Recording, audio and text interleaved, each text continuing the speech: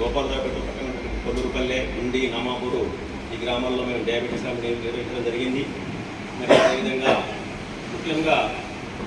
11/10/2023 రోజున లయన్ కథ శాంతిరెడ్డి గారి చిన్నమామగారైన కాసల చంద్రరెడ్డి గారు ఆర్థిక దేహాన్ని చలిమడ ఆనందరావు యూనివర్సిటీకు జరిగింది. గోపాలరావుపేట మస్జిద్ గవర్నర్ అఫీషియల్ విజిట్ స్పెషల్ వచ్చేసినటువంటి సభకు అధ్యక్షత వహించినటువంటి ప్రభాకర్ రెడ్డి గారికి, అలాగే నాతో పాటుగా వచ్చినటువంటి డిసిఎస్ రమారెడ్డి గారికి, అడిషనల్ సెక్రటరీ మూడ భద్రాసం గారికి, మరియు 2012లో లయన్స్ క్లబ్ ఆఫ్ చొప్పదండి సహకారంగానే లయన్ మూడ భద్రేశం గారి సిటిజన్ చైర్పర్సన్గా చాలా చక్కటి క్లబ్ను ఏర్పాటు చేసినందుకు వారికి సందర్భంగా